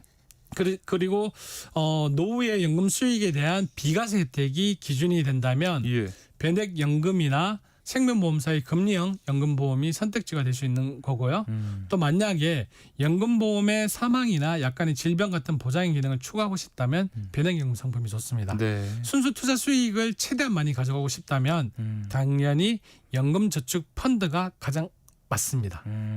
각자의 어떤 투자 성향이나 이 세제 혜택 등을 따져서 자신에게 맞는 걸 골라야 된다라는 말씀이신데 맞습니다. 저희 세모정 청취자분들 이렇게 보면 연령대가 굉장히 다양하거든요. 혹시 연령대별로 좀 더 자세히 얘기를 해본다면요? 연령 목적별로 어떤 연금이 맞는가 포괄적으로 한번 말해보겠습니다. 네네. 가장 기본인 국가에서 운영하고 의무가입인 국민연금은 기본으로 깔고요. 네. 개인연금을 살펴보면요. 20, 30대에는 연금저축펀드 또는 사업비가 낮은 변액연금 보험을 1대2 배수로 납입과 추가 납입을 하는 형태가 좋을 듯하고요. 네. 주식형 비중을 높여서 장기 투자로 복리 효과를 극대화하는 전략도 괜찮다고 생각합니다. 주식형. 3, 40대에는 연금저축 상품이나 변액연금과 IRP를 혼합해서 가져가는 것도 방법인데 이때 투자 전략을 안정성과 투자 상품을 적절히 균형 있게 분배한 상품 구성이 좋고요. 50대 이상은 채권이나 배당형 펀드로 구성된 연금저축 펀드나 IRP 등의 상품으로 원금 보존 중심으로 설계하는 것이 좋습니다. 안정적으로. 네. 제일 좋은 연금은 나의 목적 그리고 연령, 투자 성향과 세제 혜택에 맞는 연금보험이라 생각되고요. 대부분의 사람은 국민연금과 연금저축보험이나 펀드 그리고 IRP, 변액보험의 개인연금을 함께 가져갈 때 안정적으로 느껴지더라고요. 이런 상품을 바탕으로 20대에는 자동이체를 최대한 활용해서 소액이라도 조기에 시작해서 장기 복리 효과를 극대화하는 게 가장 좋고요. 30대에는 세액공제를 최대한 활용하고 안정성과 공격적인 투자를 균형 있게 배분을 하고 40대에는 은퇴 목표 금액을 역산해서 국민연금과 퇴직연금 등을 계산해서 부족분을 채워나가는 형태로 안전자산의 비중을 점차 확대해 나가는 방향이 필요합니다. 그리고 50대에는 원금 보존 중심의 설계를 바탕으로 내게 맞는 세제 혜택, 즉 연말정산인지 아니면 향후 비과세인지 확인하고 선택해야 하고요. 예. 60대 이후는 안정적 현금 흐름 확보가 가장 바탕이 되어야 하기 때문에 여기에 세금 관리에 따른 연금 수령 계획을 잘 세워야 합니다. 연령대별로도 한번 살펴봤는데 이런 준비를 통해서 이 연금 수령액을 최대로 끌어올릴 수 있는 방법은 혹시 없을까요? 그 똑같은 돈을 넣는다고 해도 네. 연금액은 달라질 수 있죠. 네. 일단 기본적으로 연금 상품은 최소 10년에서 20년 이상의 장기적으로 꾸준히 납입하는 전략을 세워야 하고요. 네. 장기적으로 납입하고 오래 운영해서 납입액보다 훨씬 많은 연금을 수령할 것이 예상될 때에는 비과세 상품을 일부라도 무조건 가져가는 게 좋습니다. 예. 그리고 만약에 당분간이나 뭐 결혼에 대한 생각이 별로 없어서 세액공제나 소득공제 등의 항목이 부족할 것 같으면 네. 세제 적격 상품으로 준비하는 것도 필요하고요. 네. 그러니까 뭐 ILP도 될 수 있겠고요. 연금저축 펀드 상품 이런 것들이 포함됩니다. 네. 그리고 상품별로 정리를 하자면 먼저 국민연금은 40년 기준 수령액이 가장 높다 보니까 소득 활동을 꾸준히 해서 가입 기간, 즉 납입 기간을 최대화하는 게 필수이고요. 예. 연기연금 제도를 활용하면 수령액이 늘어난다고 저희가 몇 번 이야기를 했습니다. 그래서 상황에 따라 연금 수령 시기를 최대한 늦추는 것도 하나의 방법입니다. 수령 시기를 늦춘다. 네. 그리고 개인연금 중 먼저 연금저축펀드 상품 같은 경우에는 세제 혜택이 있기에 직장 생활을 하는 동안 장기적으로 유지하고 환급받는 세액 공제 금액을 비상금이나 재투자하는 형태도 좋고요. 네. 변액연금 보험은 많은 변액연금 상품이 연금 수령 시 손실을 보더라도 원금 보존을 해주는 상품이 많다 보니까 공격적인 장기 투자로 전략을 세워서 가져가는 게 중요한데요. 네. 여기서 핵심 포인트는 1, 2년에 한 번씩 유행하는 테마 등으로 리밸런싱을 하는 게 좋은데 잘 모르겠다면 네네네. 오토 리밸런싱이 되는 상품이 많으니까 이를 활용하는 게 좋습니다. 자동으로. 네. 네. 마지막으로 IRP, DC, DB 등의 퇴직연금은 DC형 같은 경우에는 회사가 주는 공짜 돈이라고 생각하고 잊고 있는 게 가장 도움이 되고요. 네. 수익률 좋은 펀드를 찾아서 리밸런싱하면서 운영을 하면 좀 더 좋은 수익을 얻을 수 있는데 이 작은 차이가 나중에 크게 느껴질 겁니다. 네. 자, 마지막으로 정리하시면서 혹시 덧붙일 말씀 어떤 게 있으실까요? 사실 많이들 연금 상품으로 뭘 고를까 고민을 많이 합니다. 네. 오늘 여러 가지 방법을 알려드렸지만 막상 가입 순간이 되면 또 고민을 하게 되는데요. 그렇죠. 각 상품의 특성을 이해하고 안정성에 중점을 둔다면 국민연금, 퇴직연금, 연금저축보험, 네. 변액연금보험, 연금저축 펀드 상품 순으로 검토하는 게 좋고요. 네. 수익성에 맞추어서 본다면 첫 번째는 연금저축 펀드, 변액연금보험, 퇴직연금, 국민연금, 연금저축보험 순위 맞다고 봅니다. 네. 그리고 또 과세 유동성을 기준으로 상품 순위를 매겨서 내가 어느 것에 더 중점을 두는지 어떤 상품이 가장 적합한지 추려가는 과정을 꼭 가져가시길 바라고요. 네. 그리고 앞서 연금 개시 전략도 중요하다고 했는데 네. 납입만 하고 있지 개시는 언제인지 제대로 모르는 분들이 많으실 겁니다. 네네. 그럴 때 내가 가입한 연금 정보를 조회할 수 있는 곳이 있는데요. 금융감독원 통합연금 포털에 접속해 네. 내 연금 조회 페이지를 클릭하면 예. 이곳에서 내가 가입한 연금 상품의 적립금액 그리고 연금 개시 예정일 등을 확인할 수 있고요. 네. 참고로 가입한 퇴직연금 제도가 확정 급여형인 DB형일 경우 가입 여부가 조회되며 확정 기여형인 DC형일 경우에는 가입 여부 및 적립액까지 조회할 수 있고요. 네. 좀 더 자세히 알아보고 싶으면 가입하신 금융회사로 문의하면 안내받을 수 있습니다. 간단하게 알아보시려면은 금융감독원 통합연금 포털 접속하셔서 내 연금 조회 페이지 클릭해 보시면 뭐 적립 금액이나 연금 개시 예정일 확인해 보실 수가 있습니다. 자, 오늘은 노후 자금을 더 키울 수 있는 연금 설계 방법 함께 살펴보고 있습니다. 방송 들으시면서 궁금한 점 있으신 분들 계속해서 문자 보내주시면 서형로 원장님과 함께 상담해 드리겠습니다. 거미의 You Are My Everything 듣고 상담으로 이어갑니다. 거미의 You Are My Everything 함께 듣고 왔습니다. 자, 문자 들어온 거 살펴볼게요. 8499님. 개인연금은 빨리 가입할수록 좋다고 하셨는데 늦어도 몇 살까지 가입해야 유리할까요? 이런 뭐 마지노선이 있을까요? 하셨어요. 일단 첫 번째는요. 네. 이 가입 기간에 따라서 다른데요. 네. 생명보험사에서 예를 들어서 뭐 금리형 연금 보험이라든지 아니면 좀 전에 말씀드렸던 변액연금보험을 가입했을 때에는 네. 생명보험회사의 연금 상품의 사업비 때문에 최소 은퇴 15년 전 15년 전. 네. 전에는 가입하셔야지 아하. 그래도 어떠한 여러 가지 뭐 좀 더 수익을 더 네. 내서 내가 받을 수 있는 돈이 더 있다고 생각이 들고요. 예. 그리고 일반적으로 저희가 세액 공제가 되는 연금저축 뭐 펀드나 연금저축보험 같은 네. 경우에는 마지노선 기간은 없고요. 네. 근데 내가 좀 더 돈을 더 많이 적립해서 더 많이 굴려 나오고 싶다면 최대한 빨리 가입하는 게 좋겠죠. 뭐 빠르면 빠를수록 좋은데 네. 15년 전까지는 하시는 게 유리하다. 네, 맞습니다. 해주셨습니다. 0130님, 저는 국민연금과 IRP 그리고 개인연금 저축이 있는데요. 어느 것부터 수령하는 게 유리할까요? 하셨어요. 네. 그 국민연금은 연기연금 제도가 있잖아요. 네. 그래서 국민연금을 연기할 때마다 연금 수령액이 늘어나니까 국민연금을 제일 마지막으로 받는 게 미뤄두고요. 제일 좋고요. 네. 그리고 여기서 이제 IRP하고 네. 그리고 개인연금저축 상품 중에 어떤 게 먼저 우선으로 받냐면 네. 개인적으로 제 생각으로는 개인연금저축을 종신형으로 네. 1번으로 받으면 연금소득세가 4.4%거든요. 아하. 그래서 개인연금저축을 종신형으로 1번으로 받고 네. 그다음에 퇴직금이죠. IRP. 네. IRP를 2번으로 받고 국민연금을 아. 세 번째로 받게 되면 제일 낫다고 생각이 듭니다. 절세 혜택 측면에서 맞습니다. 아하, 개인연금 저축을 1번으로 그다음에 IRP, 국민연금은 최대한 늦춰서 네, 맞습니다. 받으시는 게 좋겠습니다. 0128님, 어머님이 9년간 국민연금을 납입했고 퇴직할 때 일시금으로 받았는데 받은 금액을 다시 넣고 국민연금 납입을 지속할 수 있는 방법이 있다고 들었어요. 현재 어머님 무직이신데도 가능한가요? 하셨습니다. 제가 이 부분 조금 이해를 못했는데요. 아, 네. 국민연금을 납입했고 퇴직할 때 일시금으로 받으셨어요? 받았다는 거는 네. 퇴직금을 일시금으로 받았다는 건지. 아, 그러네요. 네, 이건 퇴직금 같아요. 퇴직과 같은 시기일까요? 퇴직금 만약에 이게 퇴직금이라면 네. 어머니가 국민연금을 임의 가입으로 해서 가정주부도 임의 가입된다고 이 방송에서도 얘기를 했잖아요. 예. 임의 가입을 통해서 국민연금을 더 납입할 수 있습니다. 예. 이 얘기를 하는 것에서 이 질문의 요지를 제가 만약에 그 네. 국민연금을 일시 이렇게 수령한 경우라면 이 금액을 다시 뭐 납입하면서 연금을 지속할 수 있는 방법이 있을까요? 제가 알기로는 그거는 아, 안 방법이 되는 걸로 알고 없을까요? 있습니다. 네, 네.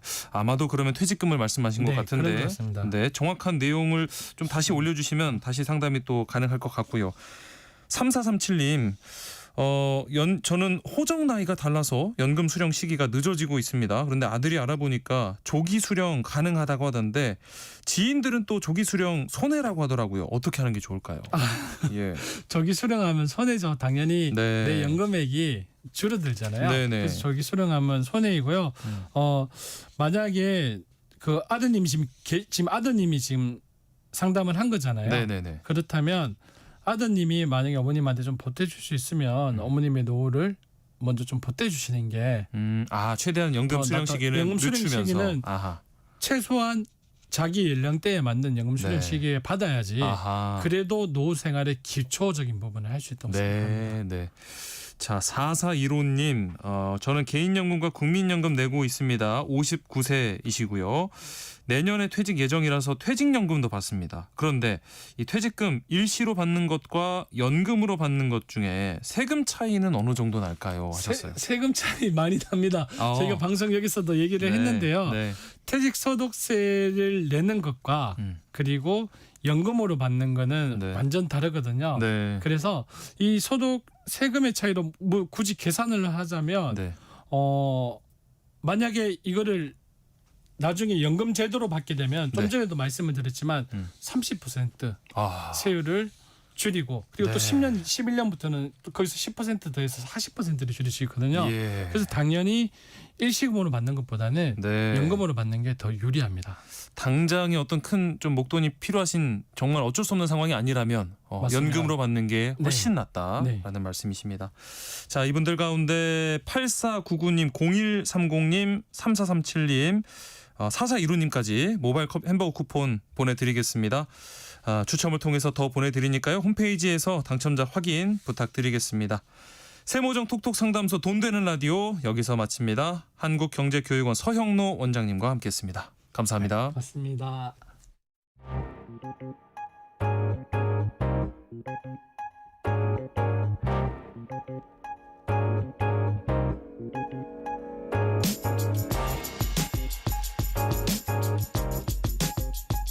과학의 시선으로 우리 일상을 돌아보는 한낮의 과학실, 동아 SNC의 이충환 편집위원과 함께합니다. 안녕하십니까? 네, 안녕하세요. 자, 오늘은 어떤 얘기를 가져오셨을까요? 예, 혹시 청취자 여러분 야구장에 가보신 적이 있나요? 아, 요즘 야구 인기가 어마어마해서 네, 많으실 것 같은데요. 그렇죠. 공이 시속 150km로 날아오고 번쩍 홈런이 쳐질 때 사실은 물리학과 과학의 법칙이 숨겨져 있다는 사실 알고 계셨는지 모르겠습니다. 오늘은 야구의 과학을 주제로 이 얘기 나눠보겠습니다. 이야, 뭐 워낙에 야구 열기가 뜨거운 요즘이라 주제도 굉장히 흥미롭긴 한데 이 야구 사실은 뭐 과학의 스포츠라고도 부르잖아요. 네, 맞습니다. 투수의 손끝을 떠난 공은 단순한 공이 아니라 물리학 공식 그 자체인데요. 회전수, 각도, 속도 이것들이 모두 숫자로 계산될 수 있죠. 네. 그 타자의 스윙은 또 다릅니다. 근육과 관절이 만들어낸 생체역학의 결과물인데요. 네. 수밀리미터, 수밀리초 차이로 홈런이 될 수도 있고 헛스윙이 될 수도 있습니다. 그리고 경기장 일종의 거대한 공기역학 실험실인데요. 네. 바람의 방향, 습도, 기온까지 공의 궤적을 바꿉니다. 그러니까 투수가 던지고 타자가 휘두르는 그 0.1초 사이에 네. 뉴턴의 운동 법칙, 회전력, 마찰력, 반발력이 동시에 작용하는 거죠. 네. 결국 야구는 살아있는 물리학 교과서다. 야구를 알면 물리학이 보이고 물리학을 알면 야구가 더 재밌어진다. 이렇게 말씀드릴 수 있겠습니다. 야구를 더 즐겁게 보려면 이 물리학 공부가 필요하다는 말씀인데 살짝 저는 문과로서 머리가 약간 아파지는 것 같기도 한데 오늘 또 뭐 쉽게 설명해 주실 거라고 네, 믿고요. 조금 더 쉽게 접근하도록 하겠습니다. 예, 잘 한번 부탁을 드리면서 시작해 보겠습니다. 일단 야구공을 좀 먼저 살펴봐야죠. 야구공에는 다른 공하고 다르게 이 빨간 실밥이 이렇게 노출이 돼 있거든요. 네, 맞습니다. 뭐 단순한 디자인 요소는 아닐 테고 여기에 네. 뭐 어떤 비밀이 숨겨 있을까요? 야구공의 실밥은 말씀하신 것처럼 단순히 봉제 장식은 아니고요. 네. 공기 저항을 조절하는 장치입니다. 만약 실밥이 없으면 공은 거의 직선으로만 날아가게 되어 있거든요. 네. 그러니까 실밥이 없다면 투수는 그냥 직구밖에 못 던지는 거죠. 네, 네. 실밥이 공기 흐름을 교란시켜서 회전에 따른 변화를 크게 주기 때문에 투수는 커브나 슬라이더 같은 변화구를 던질 수가 있습니다. 이야. 쉽게 말씀드리면 실밥은 야구공의 날개 역할을 한다. 이렇게 말씀드릴 수 있겠습니다. 그래서 중계를 보다 보면은 뭐 투수가 던지는 이 공의 궤적을 막 이렇게 보여주기도 하고 이름도 굉장히 다양하고 네. 야, 도대체 어떻게 저런 궤적을 만들 수가 있지? 저는 아무리 던져도 안 되던데 싶을 때가 있거든요. 구종마다 이렇게 궤적이 크게 달라지는 이유는 뭔가요?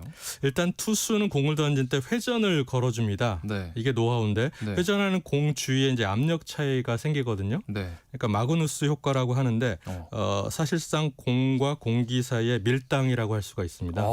밀당. 네. 투수가 회전을 주면 회전 주는 방향으로 압력이 좀 낮아지거든요. 예. 네, 그래서 공은 마치 나는 이쪽으로 갈래 하면서 압력이 낮은 쪽으로 휘어집니다. 네, 요거 하나만 기억하시면 좋습니다. 네네. 그래서 직구는 이제 강하게 던지면 뒤로 강한 회전이 걸거든요. 네. 그러니까 보통 공은 이렇게 날아가면 떨어져야 정상이잖아요. 그렇죠. 근데 뒤로 회전이 걸린 직구는 생각보다 덜 떨어져서 떠오르는 듯 같은 착시를 일으킨다고 합니다. 예. 중력을 이겨내는 거군요. 그렇죠. 네네. 슬라이드나 커브 같은 경우는 옆이나 이제 아래 회전을 주거든요. 그럼 네. 궤적이 그쪽으로 꺾이고요.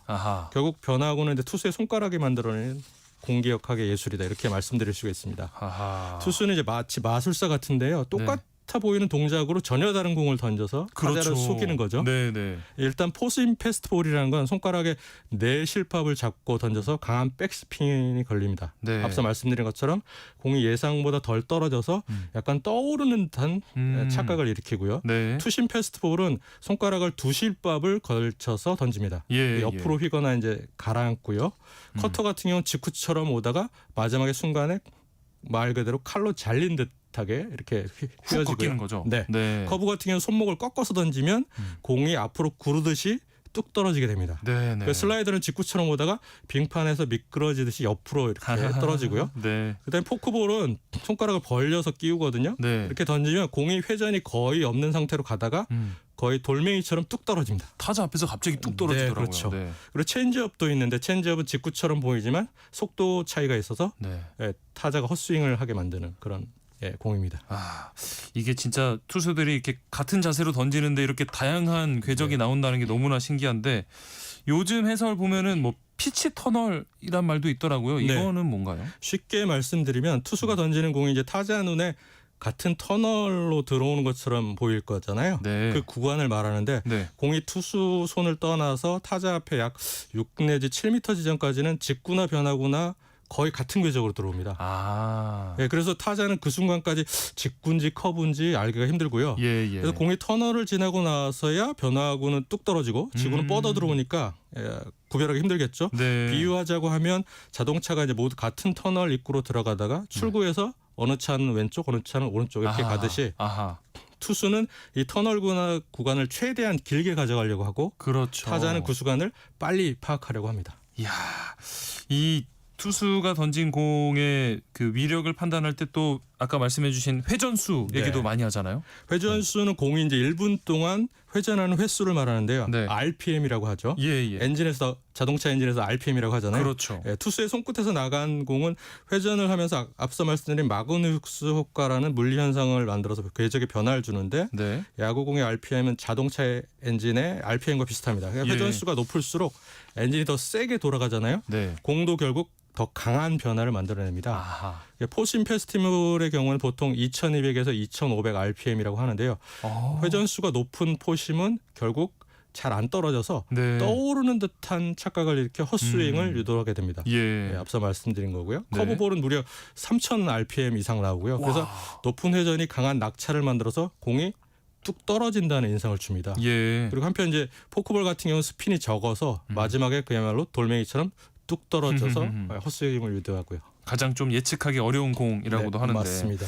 이런 공을 던지는 투수도 대단한데 이 공을 상대하는 타자들도 진짜 대단하다는 생각이 들어요. 맞습니다. 근데 이게 오히려 똑똑한 타자일수록 변화구에 잘 속는다는 뭐 그런 분석도 있다면서요. 네, 2015년 미국과 한국 연구진의 공동 연구 내용인데요. 네. 인간의 뇌는 빠른 물체가 다가올 때 중심부의 시각이 아니라 주변 시각을 이용해서 궤도를 예측합니다. 그러니까 공이 날아오는 궤적을 통계적으로 계산해서 다음에 여기쯤 오겠다 이런 예측을 하는 거죠. 네. 그런데 커브처럼 이제 궤적이 갑자기 확 바뀌면 뇌의 예측과 실제 위치가 이제 달라지는 거죠. 그렇죠. 이를 이제 내비게이션 GPS에 비유할 수 있는데요. 네. 터널이 지나가면서 가끔 GPS 신호가 끊기잖아요. 네네. 그러니까 내비게이션은 이제 지금까지 온 길과 속도를 바탕으로 이쯤에 있을 거다 이렇게 추정을 하잖아요. 그렇죠. 네, 그런데 갑자기 길이 휙 휘어져 있으면 예측과 달라져서 좀 혼란이 일어나겠죠. 네. 이와 비슷하게 야구의 변화구도 뇌는 이제 직구 궤도를 기준으로 예상을 했는데 네. 마지막에 이제 확 꺾여버리니까 속을 수밖에 없는 거죠. 네. 전설의 강타자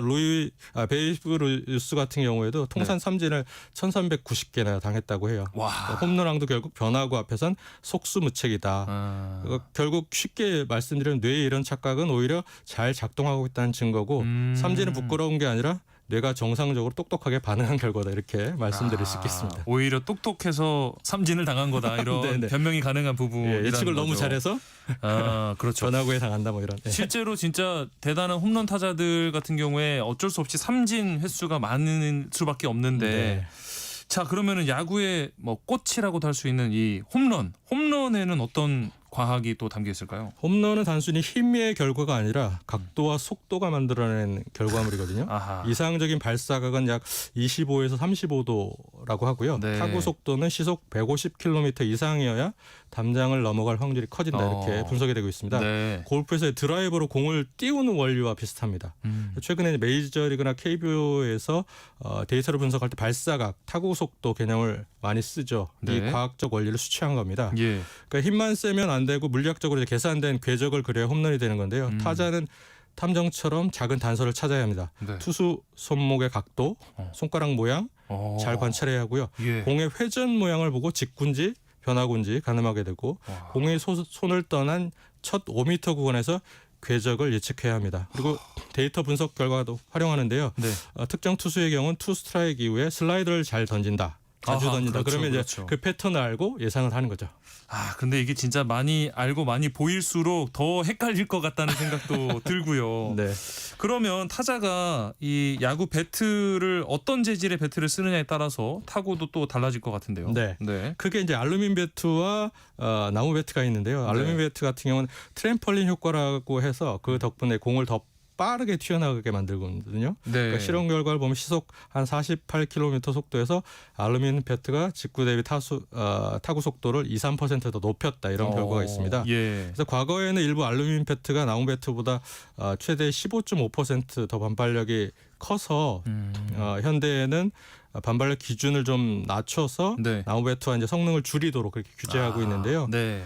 빠른 구속의 경우 예를 들어서 시속 한 64km 상황에선 나무 배트가 오히려 네. 3-4% 더 빠른 속도를 기록한다는 실험 결과도 있습니다. 예. 이는 충돌 시간이 매우 짧고 에너지가 손실이 적고 나무 배트가 효율적으로 반응하기 때문인데요. 결론적으로 알루미늄 배트는 그 배트 배 부분이라고 하는데 배럴 네. 이 부분이 크고 무게감이 없이 빠르게 스윙이 가능해서요. 더 큰 스윗 스팟, 그러니까 공을 칠 때 손에 충격이 전해지지 않는 위치를 스윗 스팟이라고 하는데 네네. 이 스윗 스팟이 더 큽니다. 근데 반면에 나무 배트는 섬세한 타이밍과 정확성을 요구하고요. 뛰어난 타격 감각을 요구합니다. 그래서 프로야구에서는 이런 어떤 경기 균형을 위해서 목재 배트만을 사용합니다. 그렇죠. 그리고 이제 최근 올해 같은 경우 이제 메이저리그에서는 어뢰 배트라고 해서 어뢰 배트, 네. 토르피도 배트가 유행을 했었거든요. 네. 뉴욕 양키스 선수들이 사용하면서 시즌 초반에 한 경기 9개 홈런, 다수가 어뢰 배트로 기록한 홈런이 있습니다. 예. 그래서 어뢰 배트 같은 경우는 배트 끝이 가늘고 손에 가까운 부분에 더 많은 나무 질량을 집중한 형태입니다. 일종의 볼링 핀처럼 디자인했거든요. 네. 그래서 피지컬 최적화 개념이다. 타자가 자주 맞히는 위치에 더 많은 질량을 몰아 넣어서 설계를 한 겁니다. 네. 그래서 스윙 속도를 유지하면서 그 에너지 전달을 극대화하는 그런 전략이죠. 실제로 이제 배트 폭이나 길이 등의 규정을 준수하면서 무게 중심만 조정해서요 성능을 개선하는 구조입니다. 그래서 규정 위반은 아니고요. 일부에서 KBO 리그 같은 경우는 아직 허용이 안 돼 있는데 내년에 도입될 수도 있다 이런 얘기가 나오고 있습니다. 이야. 그리고 사실 야구 같은 경우에 특히 뭐 투수나 타자나 날씨에 굉장히 예민하잖아요. 이게 날씨에 따라서 타구 거리가 달라질 수 있잖아요. 예, 맞습니다. 야구공이 날아가는 거리는 공기 밀도에 크게 좌우되는데요. 기온이 높을수록 습도가 높을수록 공기 밀도는 낮아집니다.